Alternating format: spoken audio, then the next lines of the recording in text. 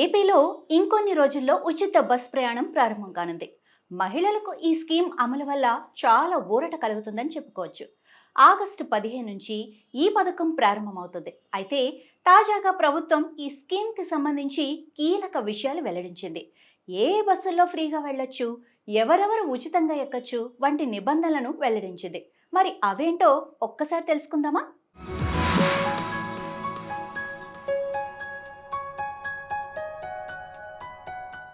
కూటమి ప్రభుత్వం సూపర్ 6 హామీల్లో భాగంగా మహిళలకు ఇచ్చిన ఉచిత బస్సు ప్రయాణం హామీని ఈ నెల 15వ తేదీ నుండి రాష్ట్రమంతటా అమలుకు శ్రీకారం చుడుతున్నట్లుగా రాష్ట్ర రవాణా, యువజన, క్రీడా శాఖ మంత్రి మండిపల్లి రాంప్రసాద్ రెడ్డి తెలిపారు.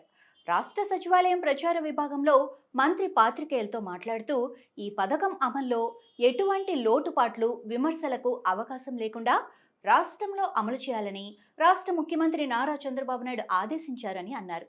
సీఎం ఆదేశాల మేరకు ఇటువంటి పథకాన్ని ఇప్పటికే అమలు చేస్తున్న కర్ణాటక, తమిళనాడు, తెలంగాణ రాష్ట్రాల్లో అమలు తీరును పరిశీలించేందుకు 3 మంత్రులతో కూడిన బృందం ఆయా రాష్ట్రాల్లో పర్యటించి సమగ్ర నివేదికను ప్రభుత్వానికి అందజేసిందని, ఈ నెల 6వ తేదీన జరిగే కేబినెట్ సమావేశంలో దీనికి ఆమోద ముద్ర లభించనుందని మంత్రి తెలిపారు.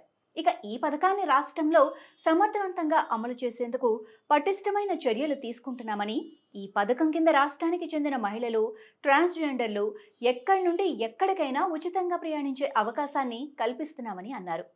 ఇక Palle Velugu, ultra Palle Velugu, city ordinary, express, metro ఎక్స్ప్రెస్లో ప్రయాణించేందుకు అవకాశం కల్పించామని, అయితే ప్రయాణం చేసే సమయంలో ఆధార్, ఓటర్, రేషన్ కార్డుల్లో ఏదో ఒక ఐడి ప్రూఫ్ చూపించాల్సి ఉంటుందని అన్నారు. రాష్ట్రంలో ఉన్న బస్సుల్లో 74% బస్సులు అంటే 6,700 బస్సుల్లో మహిళలకు ఉచిత ప్రయాణం అమలు అవకాశం కల్పిస్తున్నట్లు తెలిపారు. తద్వారా ఏడాదికి దాదాపు 1950 కోట్ల వ్యయం అవుతుందని చెప్పారు. ఈ ఏడాది అదనంగా 3,000 విద్యుత్ బస్సుల కొనుగోలుకు చర్యలు చేపట్టడం జరిగిందని, వచ్చే 2 ఏళ్లలో మరో 1,400 ఎలక్ట్రిక్ బస్సులు కొనుగోలు చేస్తామని అన్నారు. డిమాండ్కు తగ్గట్టుగా డ్రైవర్లు, మెకానిక్ల నియామకాలను కూడా త్వరలోనే చేపడతామని తెలిపారు. అంటే ప్రభుత్వం చెప్పిన దాని ప్రకారం రాష్ట్రంలో మహిళలు, ట్రాన్స్జెండర్లు ఎక్కడికైనా ఉచితంగానే బస్సులో ప్రయాణం చేయొచ్చు. ఇది వరకు జిల్లాలకే పరిమితం అని వార్తలొచ్చినా అది వాస్తవం కాదని, రాష్ట్ర వ్యాప్తంగా మహిళలు ఫ్రీగా బస్సుల్లో ప్రయాణం చేయొచ్చని ఈ తాజా నిబంధనలు చెబుతున్నాయి. ఐడి ప్రూఫ్గా 3 కార్డులకు అవకాశం ఇవ్వడంతో అది కూడా ప్రయాణికులకు మరింత సౌకర్యంగా ఉండనుంది.